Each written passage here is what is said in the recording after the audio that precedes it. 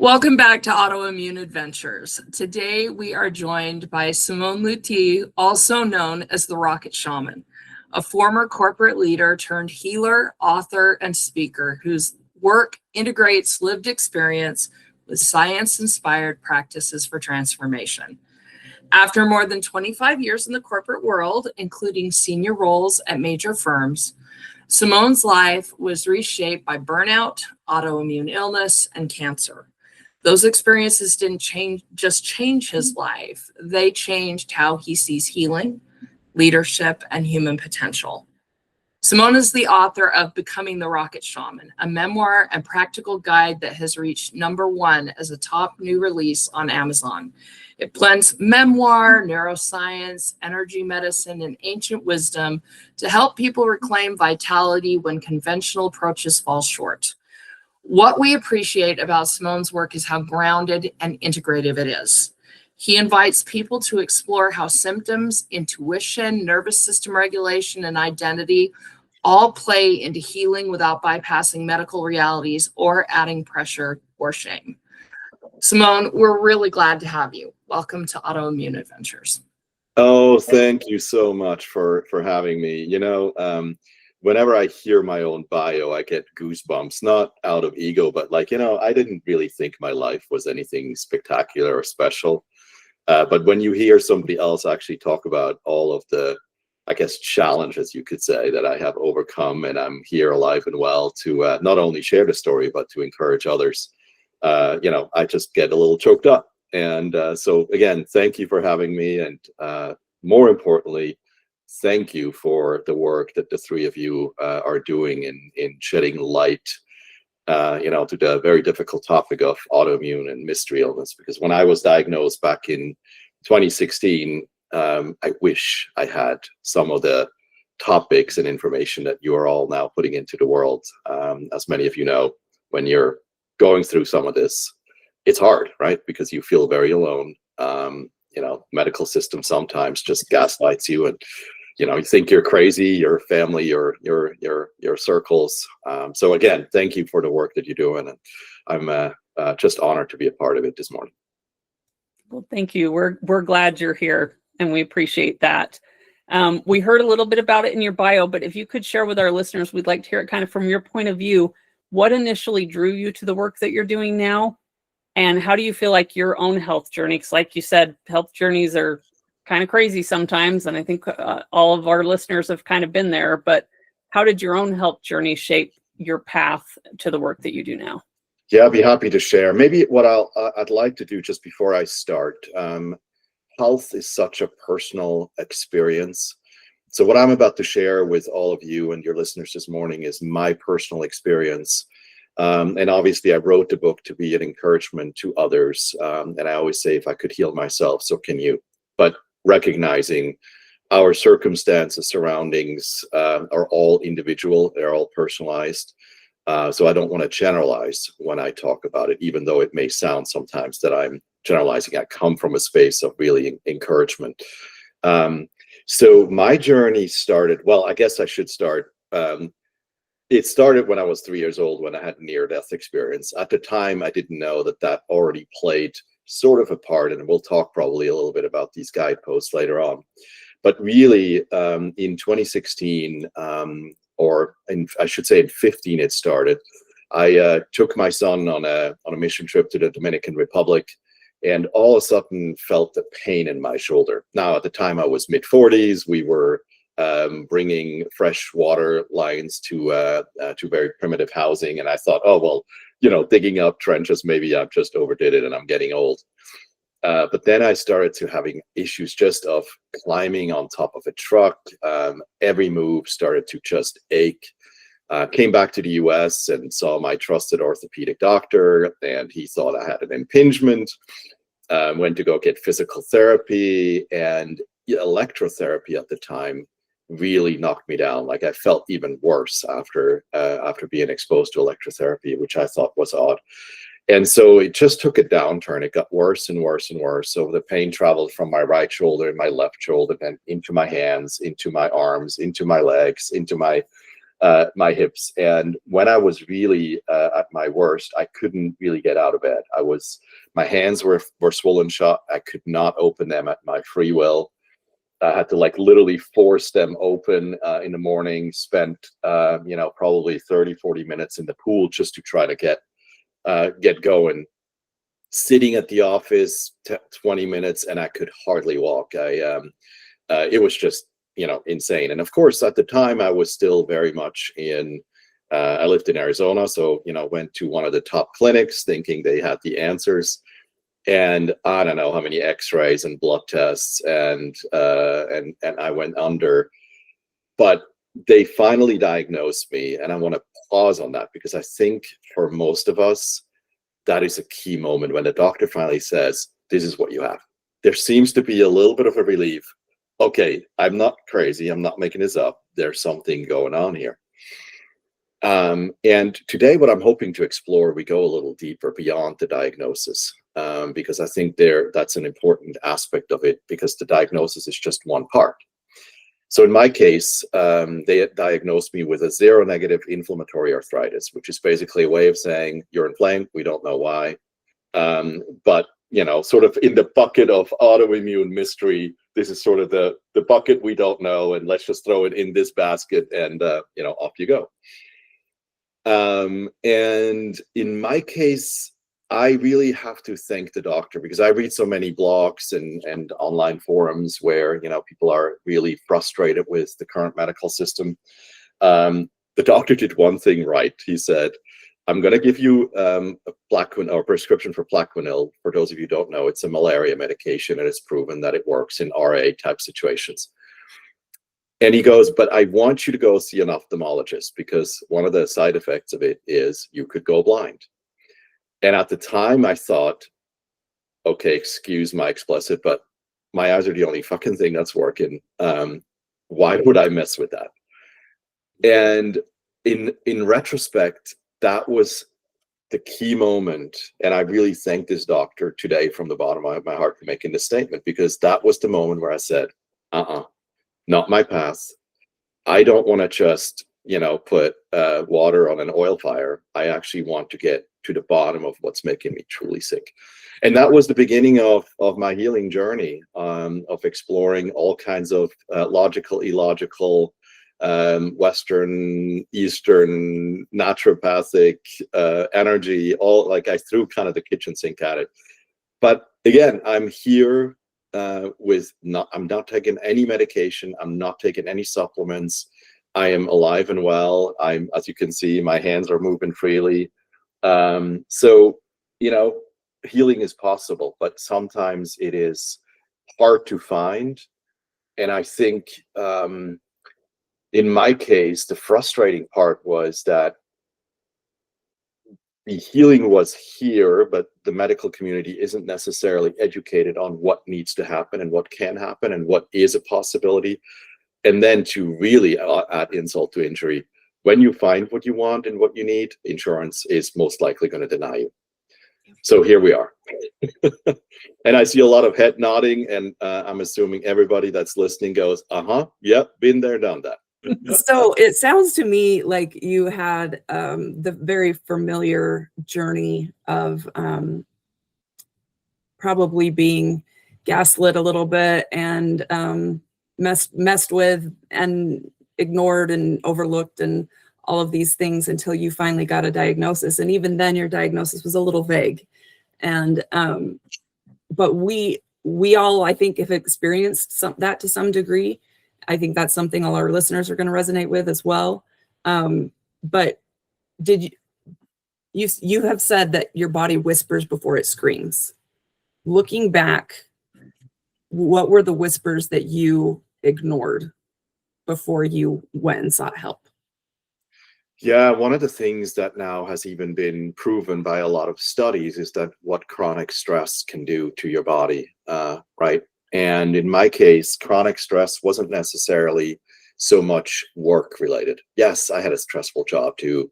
But I think in my case, I've been living in a marriage that was high stress because we just were, both of us, I don't think were capable to expressing our feelings in a way that, hey, I need X so that I can give you, Y.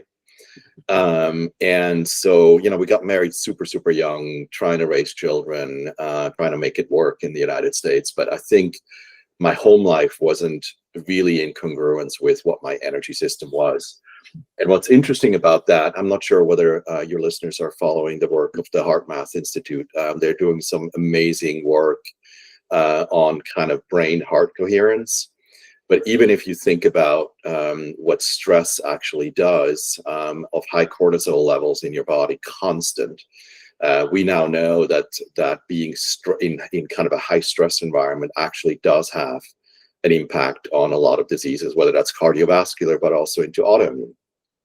And so I feel like in my case, I've been not living in congruence, meaning I've had a career that I was good at, but not necessarily doing the things that I was meant to be doing. And I didn't have a time to really relax coming home. So it was also high stress in that environment. And again, for all of those listening, this isn't an attack on my ex-wife. This is literally a recognition of both of us trying to do the best we could. In my case, I was just super, super, super stressed out and feeling like I could not live up to expectations.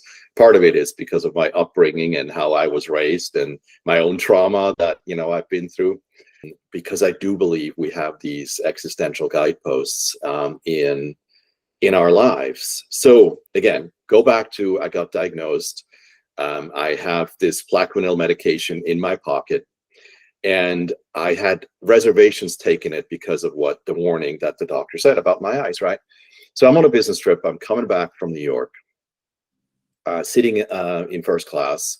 And I usually don't talk with people. I put on my Bose headset. I could have my podcast or my shows on my iPad.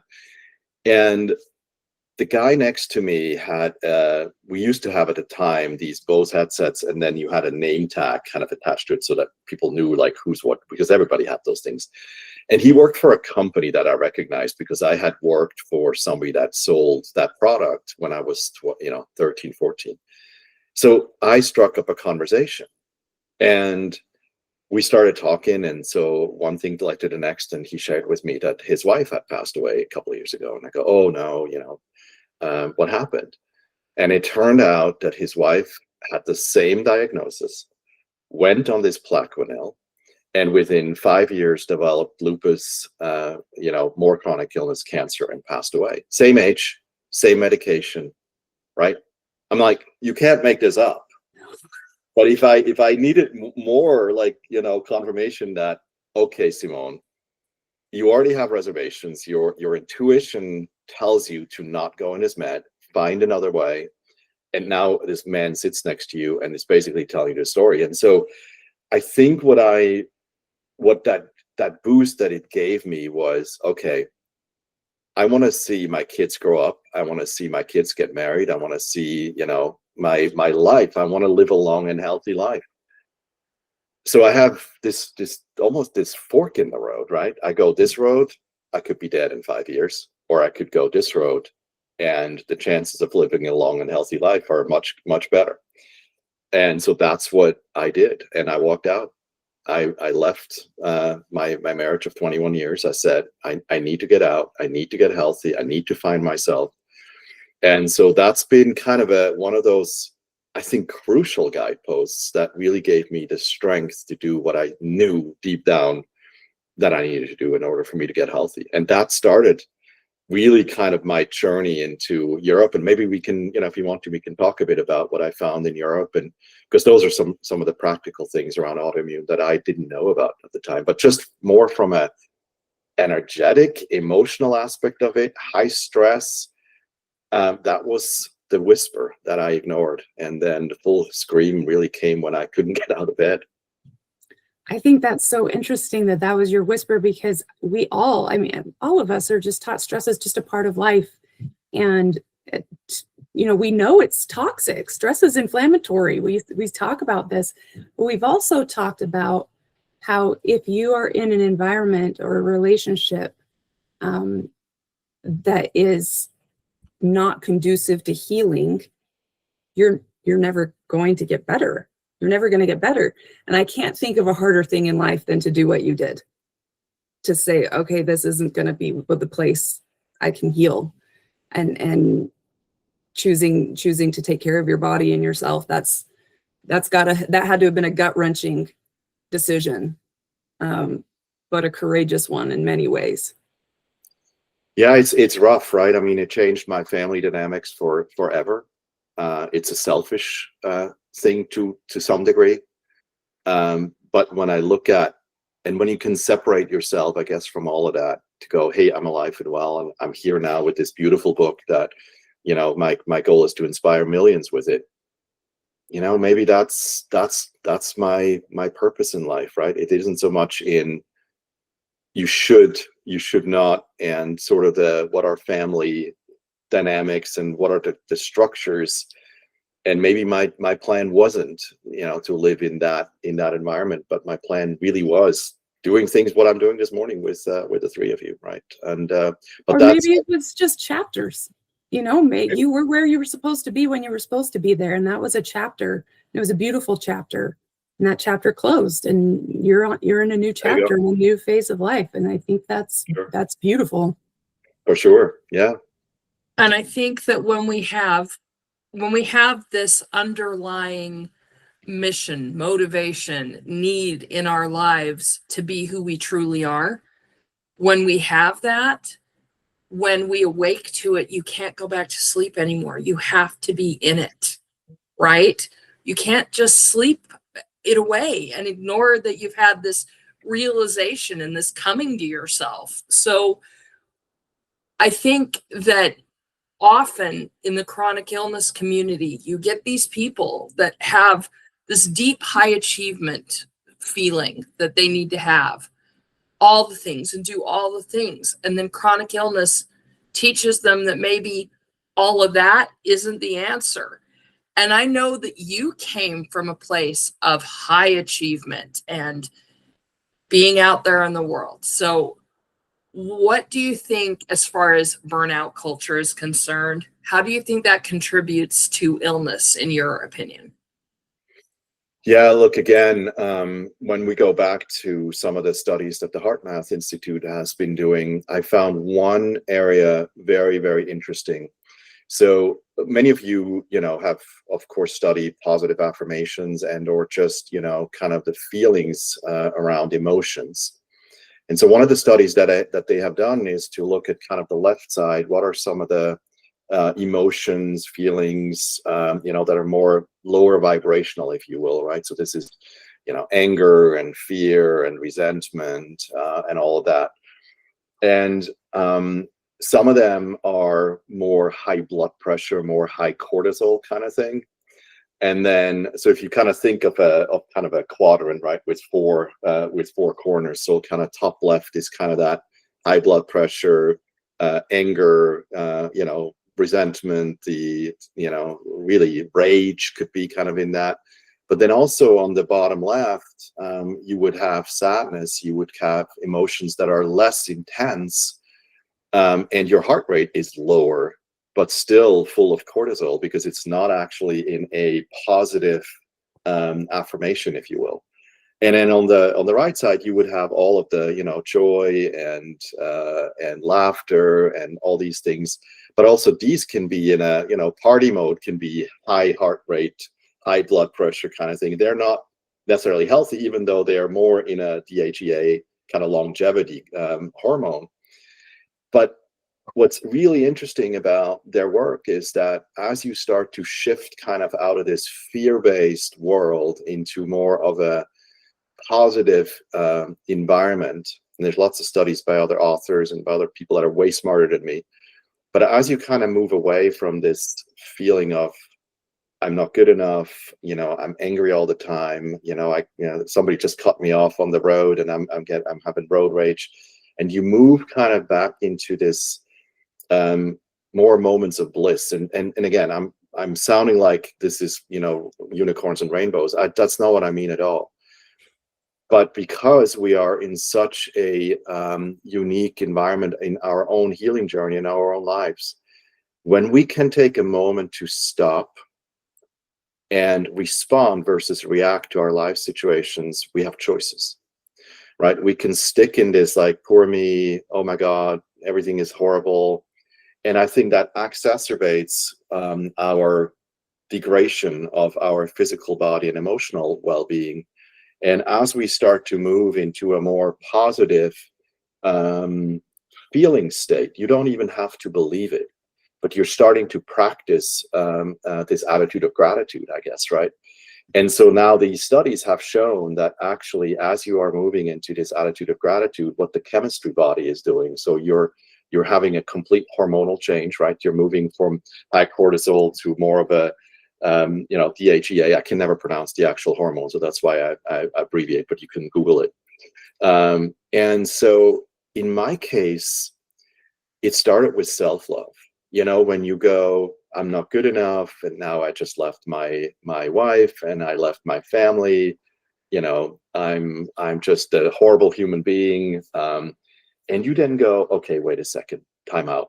Like, is that really true? Do I really believe this about myself? And you start to question these beliefs that I've had for many, many years.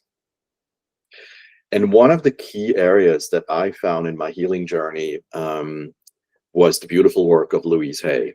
And she has several books out called You Can Heal Your Body and You Can Heal Your Life.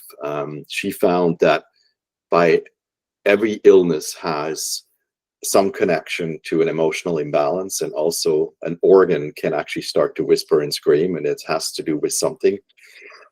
And in my case, I started to read that and I go, oh, I actually put everybody else first before myself. And, for those of you that are in the church, there's this Bible verse that says, thou shalt love your neighbor like yourself. I always look at that as, oh, you need to take care of everybody else first, and then you come last. Well, if you actually look at it, it says you should love yourself first so that you can take care of others better, right?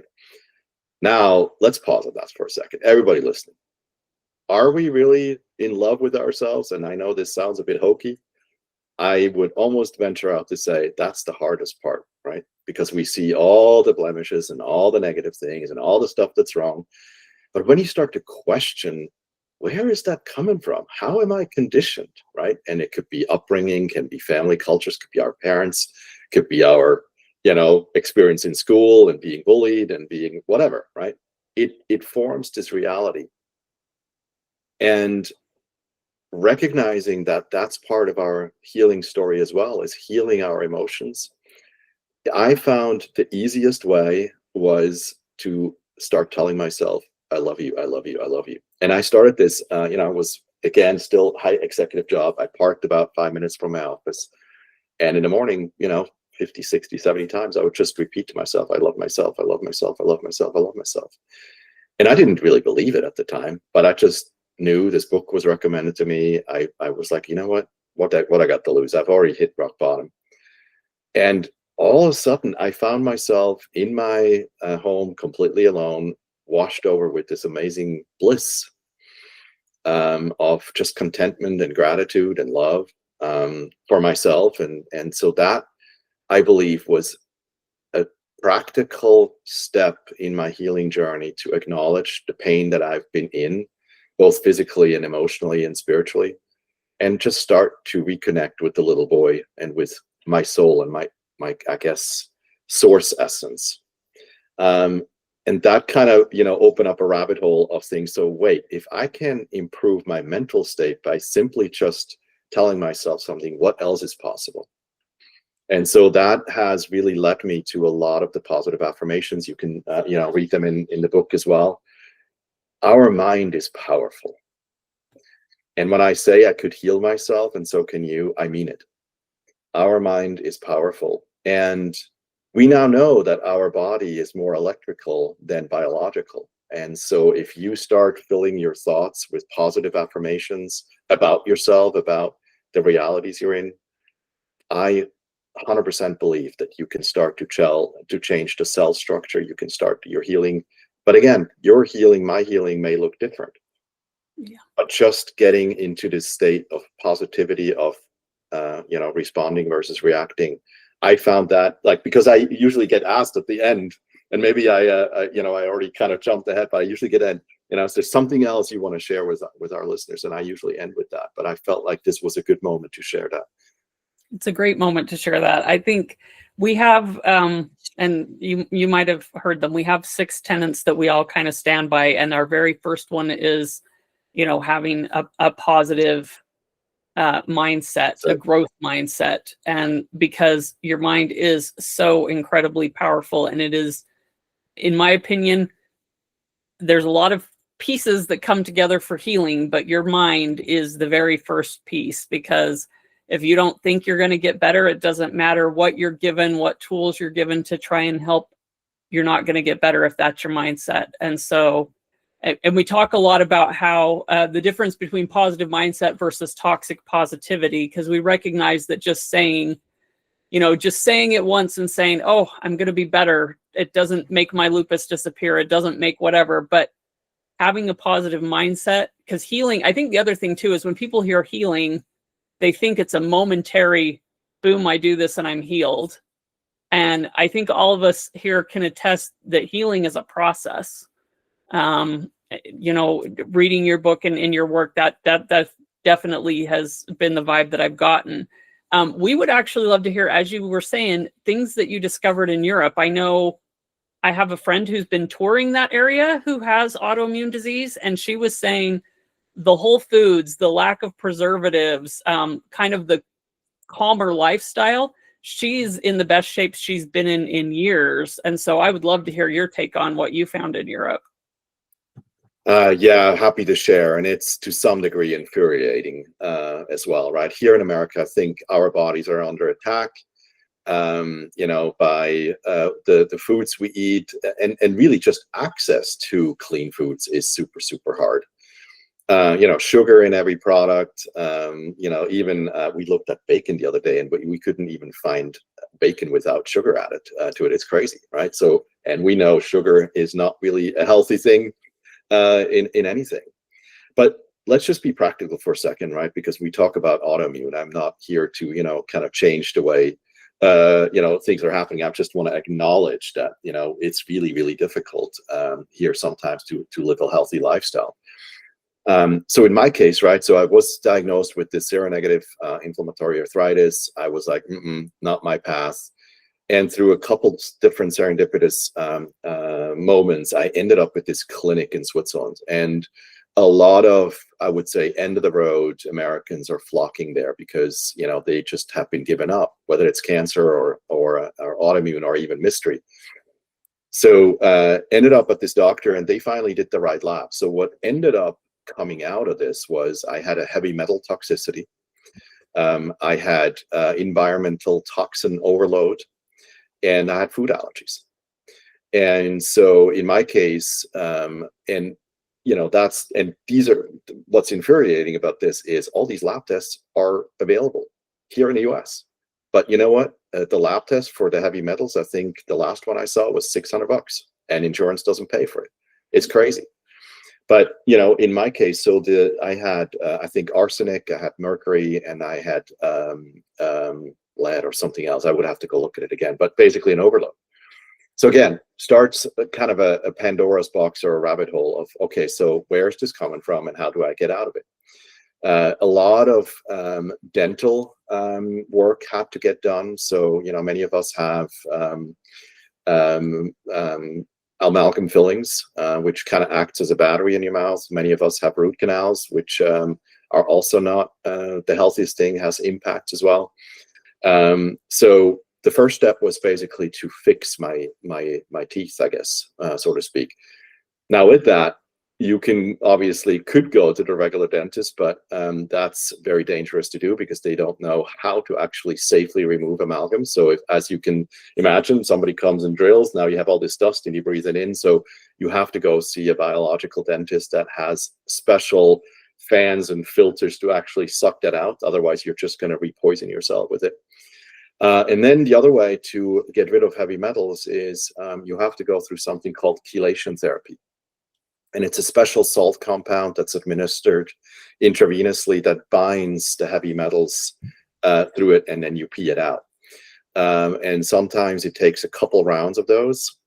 And again, to just bring a little attention to the craziness in America, there's 3 agents that you need in order for you to actually bind them. And these were developed, I think, after Second World War or Vietnam War, where, you know, Agent Orange and some other, you know, things that happened. So the US Army actually figured this out, of how to actually treat vets with this. But here in the US, FDA only approves 2 out of the 3 agents that you need. And the third one is important because you basically have to also bind heavy metals in your brain. We know it's gelatin and all that.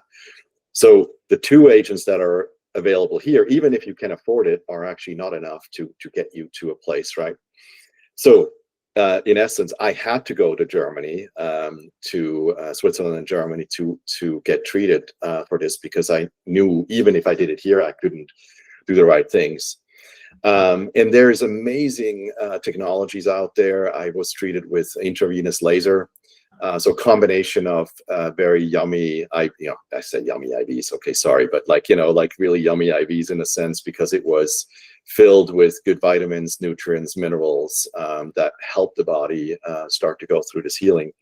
And for a good 3 years or so, I had to really change my diet a lot. So I can't understate how important that is. So I went gluten-free, I went vegan, I didn't drink coffee, I eliminated all my sugar out of my diet. But my doctor in Switzerland said, you know, do this for, you know, 3, 6, 9 months, maybe a year. You may be able to introduce things again. You may be able to have a pizza again at some point. And that's true. So before about 2, 3 years, I basically just changed things around. So again, I think we're so taught about quick fixes that, you know, going on this journey, you know, 2 years or so is hard. But again, I sit here in front of you. I'm not taking medication. I'm very limited in my supplementation. I am completely healed. I don't have any pain in my body. I don't have any joint pain left. I have no nerve pain. All of that went away after that treatment. I have to say something really quick. It goes back, in my opinion, to you sitting in that car telling yourself, I love myself, I love myself, I love myself. Because when you really love yourself, you're going to take that 2 years to heal yourself if that's what it takes. You're going to stay the path. So thank you so much for sharing that. I really appreciate it. Yeah, you're welcome, Stacey. And that is the big piece, right? Do we really love ourselves in a way where we can put ourselves first, right? And I hope that everyone listens has a support system that sees it, right? Because it's hard to see us not being healthy. I go back to to my ex-wife. It was hard for her to see me not getting up, limping around. I couldn't even empty the dishwasher anymore. I couldn't lift my hands up a certain angle. You know, I was a drummer. I couldn't play drums because I couldn't hold the drumstick. So it's hard for our environment to see us in this way. And, you know, in my case, when I said, I'm abandoning all those things, I'm going a different route, she couldn't fathom, like, why the hell would you go if the doctor has already said, like, here's medication, take the medication and be better. And again, I think what you're alluding to, and again enforcing, Stacey, is when we love ourselves enough, I think we then listen to the little whisper inside and say, okay, what's next? And, you know, it is hard when you then go against mainstream and against your family and all that. But again, I'm saying this because I could heal myself and so could you. And if you have a nurturing environment, if you have a beautiful spouse, partner, family that supports you, you know, they will understand. Because if you put yourself first, if you love yourself first, you'll be stronger in the process as you get better. But you have to create it for yourself, right? You don't have those things. You have to create an environment in which you can do that. So I'm fascinated by all of these things that you're sharing. Some of them are to me, very practical, but I'm sure some of our listeners that are kind of new don't understand, or maybe haven't done their own research yet to understand the impact that heavy metal toxicity could have on us, and the impact it has on our autoimmune issues specifically, you know, having a dentist that knows how to do this safely, things like this. But I know for me, in the beginning of my own journey, all of that sounded crazy to me.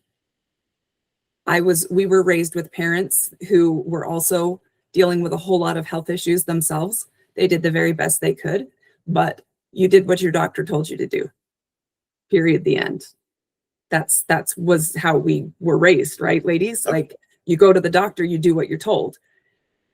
When you go to the doctor repeatedly and you're not getting better, at some point you start seeking anything that will help you feel better. You start looking other places. You start saying, okay, what else could be? You dig deeper and you find things that you found. So I think for our audience who maybe is at the beginning of their journey, there are so many resources available to us. You have to dig for them. I mean, we want to make this stuff known to everybody. But like you said, insurance won't cover it. Or you can't find a doctor who will even order a test, or, you know, there's a lot that comes into play in a journey like this. And self-love is absolutely something you have to have for yourself in order to say, I'm going to dedicate myself to figure it out. I'm going to dedicate the time, the energy, the money, whatever it's going to take to get well. So to me, if I had gone back in time to when I was a newbie, starting my journey, hearing all this would sound a little bit woo-woo to me. You know what I'm saying? A little woo-woo. But to me now, I'm like, oh yeah, totally. You know, so it kind of moves to your to the next question. You use words like somatic and energetic healing. Those are familiar to me, but they might not be to our audience. So how do you explain those ideas in a way that feels grounded and accessible to people? Yeah, thanks for asking a question, Alicia. It's and I will acknowledge, absolutely, right? I think we are, well, I think if you really think about it, we as human beings have been on this earth for thousands of years, and we've made it without modern medicine and without pharmaceuticals. How? Right? So you go back to basics. And I think we have become so, you know, again, everything is stressful. You know, you get up in the morning, you have to get coffee first before you can function. And then you race to on the train or in the car, and you got to race to work. And then you have a packed calendar, and then you eat at your desk and come home. And then you're so exhausted that you need a glass of wine. Like, that's the life that most Americans and most Westerners have accustomed to. It's become the new normal. And, you know, when you think about how we used to live, right, we were much more in the seasons. You know, winter was here for rest. You went by the sunshine. When the sun went up, you went up. When the sun went down, you went, you know, to bed, because we didn't have electricity. And of course, we also were able to be more in tune with, you know, energy and everything that's all around us. And what I have learned is that it's super, super important for me to have a grounding practice. Grounding meaning, okay, feeling something's off. Even today, not today, but like, you know, on a day I could go, I just don't feel grounded. I don't feel balanced. Something's off. And, you know, we tend to then wanting to fix it right away, whether that's through, oh, I need to go for a jog, or I need to go drink a glass of wine, or I need to go whatever. You know, you fill in the blanks. We have lost the ability to actually sit with what's going on and understanding, okay, something's off. So when I talk a bit about somatic experiences, so what I have started, and many of you are going to shudder now, I actually do cold plunges in the morning. I got introduced about a year ago, or over a year ago, by a buddy of mine. And then I studied, I don't know whether you've heard of the guy Wim Hof. So he, you know, is basically claiming that cold therapy is also very, very beneficial to a lot of diseases. And he combines it with breath work. And for me, this has been a really amazing practice to understand something's off. I'm not going to react. I'm just going to see, where is this coming from? And if I can't really pinpoint what's coming from, okay, so what can I do about it? So, and again, in the morning, I sit in 38-degree water for a couple of minutes. and I practice breath work. And, there's one thing that's called box breathing. So even, I guess the Marines and or any, high stress military personnel is taught in the military that box breathing is one. Box breathing meaning you breathe in for 4, you hold for 4, you breathe out for 4, you empty for 4, and so on. And it's interesting when the breath starts to become your superpower. One of my teachers, Alberto Violdo, always would say, all I am is my breath. All I am is my breath. Because if you think about it, without that, we stop to exist. So the life force of that has really become something where I go, oh, okay, so if I actually do conscious breathing, somatic breathing, there's a ton, like, again, there's so much now science gone into this and so much practice, different kind of breath work you can do. You can YouTube, you can, kind of, as I said, read Wim Hof's book, or there's a lot of information out there. But the breath itself of regulating our nervous system and the ability to actually tap into our what I call intuitive intelligence is astounding. And so that's what I have started integrating. And honestly, everybody around me is sick with the flu. I have not been sick with anything since I've been doing this. So, and I just watched a documentary on Swiss TV where they basically tried to scientifically prove what's going on. They couldn't. Like blood tests, there's no difference between anybody going in cold water and somebody that does not. But everybody that does it goes, oh my God, I feel amazing. I feel so alive. And it's almost an addiction by now. Like I'm in Arizona, so don't judge me for being not very ecological, but I haven't had to have a little cooler to actually get my water down to that temperature, because I'm not in Minnesota. I can't jump in the lake, right? But again, starting to integrate things such as breath work into your healing practice, I found super, super, super important for 2 reasons. One, it calms your nervous system, and it just grounds you in a way that where you can start to begin your day in okay, all right, I'm grounded, I'm solid, I'm good. What is in store for me? And that's been one of the most beautiful practices for me as I start to continue this longevity journey, right? It's not just a once and done like a pill or a surgery, but you have to kind of stay on this path to just change and rewire your brain and rewire your activities and start to come up with new routines for you that really, help you stay healthy. Yeah. I was going to say, I think, like you said, coming up with your own routines is important because you kind of have to adapt them. I was smiling when you said cold, the cold therapy thing, because all of us have experienced that. And I actually have Raynaud's, so I have problems with my fingers and toes. If they get cold, like I can't keep them warm and I lose circulation in them and stuff. But my solution to that, because I still find benefit with the cold plunges, is I will just stand in the shower and keep my hands and feet away from the cold water, so that I can keep my hands and feet warm, because that's where I have the circulation problems. But just even if it's just the cold water running over your head in the morning, like you said, it's invigorating. Some people would say it wakes them up, but there is something, and like I said, whether or not science can find it out, there is something that helps for sure. I would agree. I don't know. Yeah, totally. And listen, I don't have what you have, but I hate my fingers being cold. I don't put them underwater. I just hold my hands, up. I started even buying these neoprene booties and gloves that you can wear as well, out of the same reason. I hate my hands being cold. The rest of my body I can handle. But yeah, I like cold showers. And listen, I hated it when I first started. I thought I was going to die the first time I jumped into this water. I was like, but there's something after a while when you start observing, like even your body starts to regulate, you actually get warmer in cold water, and I was like, this is so interesting. And then after about a month or so, you're good, you go. But yeah, the beginning was hard for sure. I don't know anybody who's tried it who hasn't sworn by it and stuck with it. And Isn't it wild? It's like something that miserable and you keep doing it. You know what I mean? There's something to it. Like I know, right? I have do it. Same as you. I have not found anybody that says, you either just go, I tried it once, it's not for me, can't do it, right? But then as you get better at the practice, so there's got to be something there. Don't know.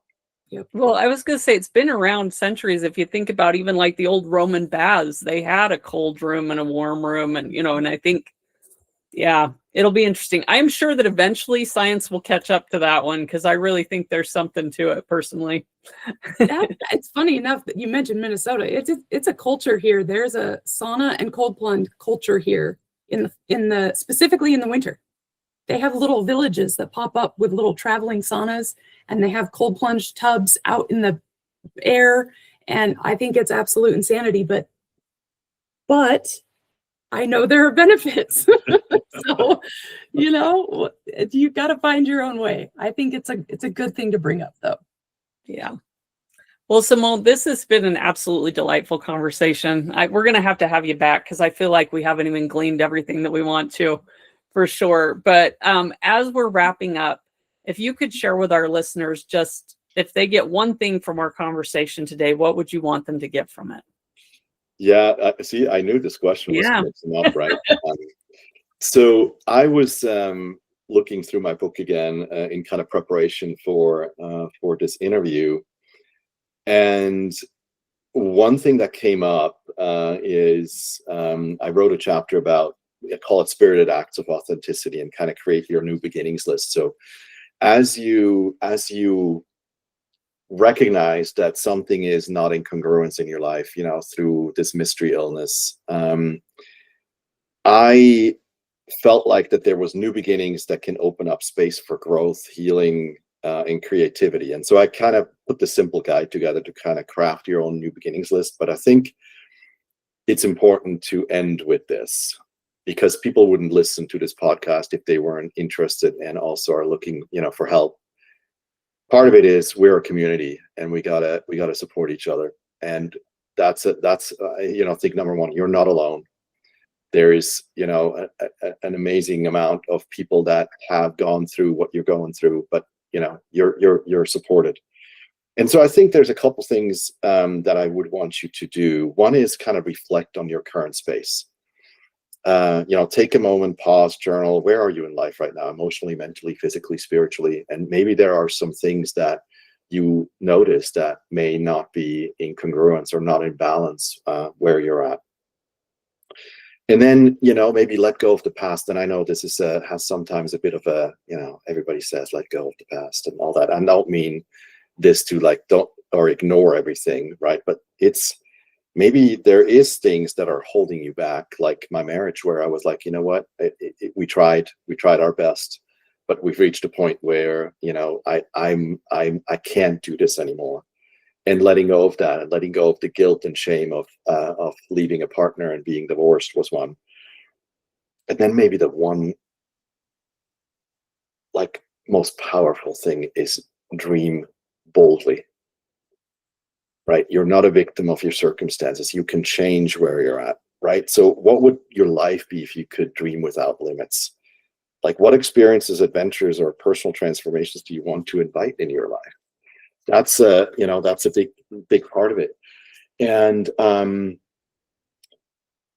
out of that maybe becomes this new beginnings list. And again, if you're interested, you can read my book. I talk extensively about this new beginnings list. I came out of this autoimmune and mystery with, and I don't call it bucket list, because for me it has a negative connotation. I want to live a long and healthy life, and this new beginnings list was kind of this dream list of things that I wanted to do. And it was everything from taking a photography class to learning how to do pottery, right? Remember, my hands couldn't even hold drumsticks. Now I'm going to get on a pottery wheel and create pottery. I did it. And I think having that list was sort of a North Star, almost like giving you a little bit of hope. So again, taking stock of where you're at, releasing the past, and start to dream boldly with new experiences that you want to bring in. And I am convinced that will be a game changer in your current situation. Thank you so much. We are so happy that you came and chatted with us today. We will give our audience all of your links. We want them to be able to go to your website, We want them to have access to finding your book easily.